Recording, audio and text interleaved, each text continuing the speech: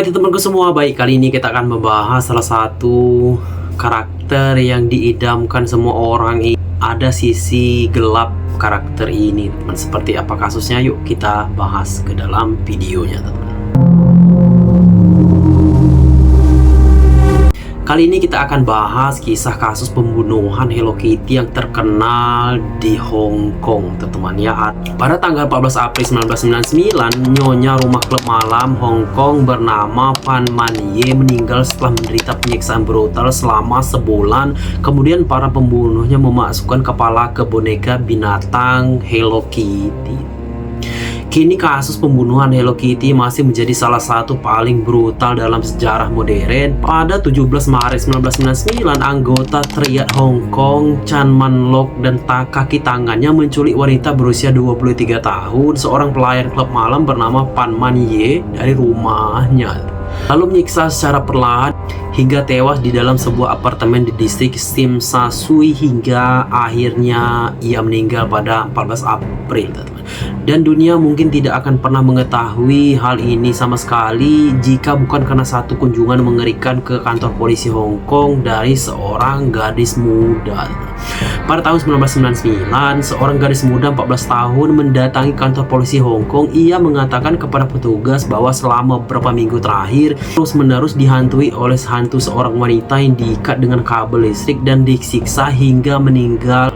Polisi menepisnya, menganggap pernyataannya sebagai mimpi atau omong kosong remaja belaka. Namun ketertarikan mereka terusi ketika dia menjelaskan bahwa hantu itu adalah hantu wanita yang telah dibunuhnya. Setelah mengikuti anak itu kembali ke sebuah flat di distrik Kumo, Kowloon, mereka menemukan bahwa mimpi gadis itu sebenarnya adalah mimpi buruk yang sangat nyata. Di dalam flat mereka menemukan boneka Hello Kitty berukuran besar dengan tengkorak wanita yang dipenggal di dalamnya. Kasus ini kemudian dikenal sebagai pembunuhan Hello Kitty dan dianggap di seluruh Hong Kong sebagai salah satu kejahatan paling kejam yang pernah ada. Berikut adalah kisah mengerikan dari kasus pembunuhan Hello Kitty ini. Kita akan menceritakan latar belakang Pan Man Ye ini, korban dari pembunuhan Hello Kitty ini, teman ya. Kehidupan Pan Man Ye tragis bahkan sebelum dia dipenggal dan kepalanya dimasuk ke dalam boneka. Setelah ditelantarkan oleh keluarganya saat masih kecil, ia dibesarkan di rumah seorang gadis. Saat remaja ia kecanduan narkoba dan beralih ke dunia prostitusi untuk membiayai kebiasaannya. Pada usia 23 tahun ia telah mendapatkan pekerjaan sebagai pelayan di sebuah klub malam, meski ia masih berjuang melawan kecanduan. Pada awal tahun 1997, Pan Man Ye bertemu dengan Chan Man Lok, seorang sosialita berusia 34 tahun. Keduanya bertemu di klub malam dan menemukan kesamaan. Pan Man Ye adalah seorang pelacur dan pecandu narkoba, sedangkan Chan Man Lok adalah seorang germo dan pengedar narkoba.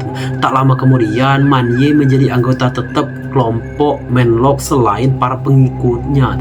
Kemudian pada tahun 1997, karena sangat membutuhkan uang dan narkoba, Pan Man Ye mencuri dompet Man Lok dan mencoba membawa kabur sekitar 4.000 dolar, teman, di dalam sakunya, teman.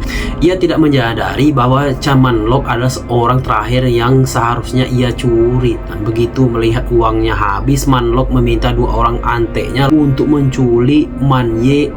Ia bermaksud memaksa menjadi pelacur untuk dirinya sendiri dan mengambil uang yang diperolehnya sebagai ganti rugi atas uang yang telah dicuri. Namun tidak lama kemudian rencana menjadi tidak terkendali.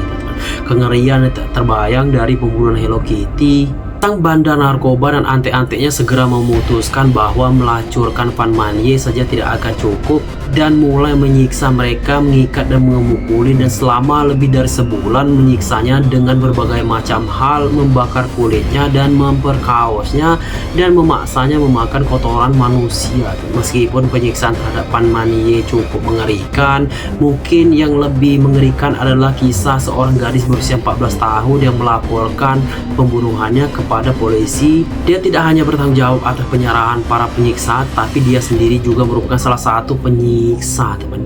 Dikenal hanya sebagai Ah Fong. Kemudian nama samaran yang diberikan kepadanya oleh pengadilan Hong Kong. Gadis berusia 14 tahun itu adalah pacar Chan Man Lok. Meskipun pacar mungkin merupakan istilah yang tidak umum, kemungkinan besar gadis itu adalah salah satu pelacurnya. Pada suatu ketika Ah Fong sedang mengunjungi trio penyiksaan di apartemen Man Lok, dia menyaksikan Man Lok menendang kepala Man Ye sebanyak 50 kali. Ah Fong kemudian ikut menendang memukul kepala Man Ye. Meskipun rincian tentang tingkat penyiksaan yang dilakukan Ah Fong tidak diungkapkan, kesepakatan pembelaan.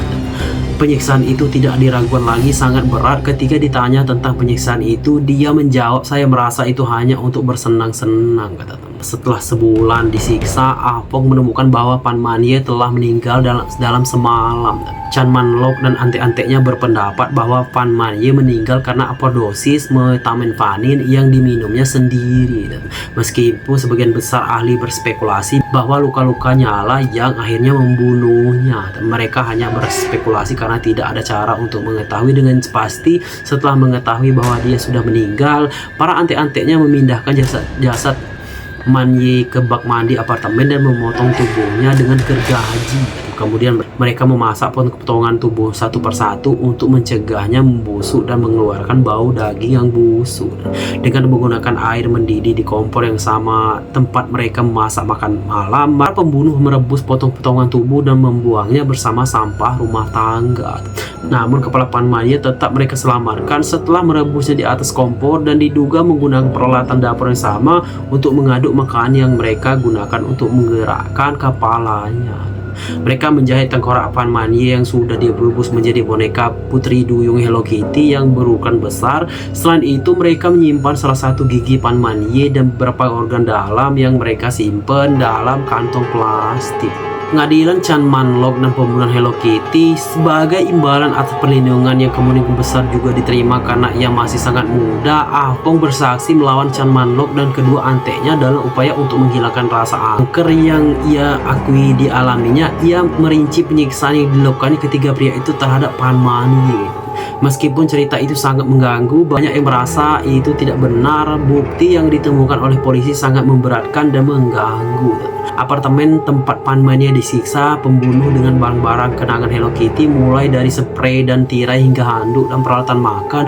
Lebih jauh lagi, piala bagian tubuh yang diambil dari Pan Man Ye ditemukan di dalamnya dengan bukti bahwa ketiga pria itu telah berinteraksi dengan mereka.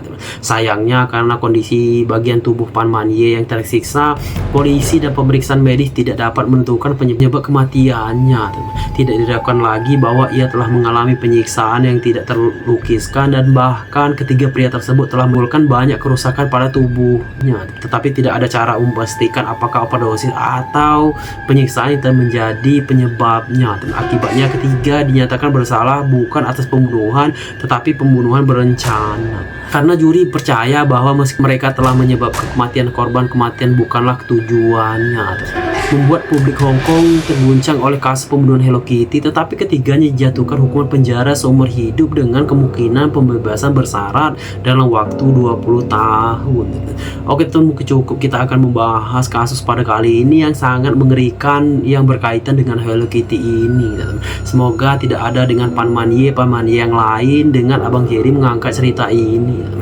Sampai jumpa dengan konten Abang Jerry selanjutnya. Abang Jerry tutup dengan assalamualaikum warahmatullahi wabarakatuh. Jangan lupa untuk like, komen, dan subscribe channel Abang Jerry. Ya sudah subscribe, Abang Jerry doakan semoga panjang umur, sehat selalu, dan dimurahkan rezekinya. Sampai jumpa teman-teman semua.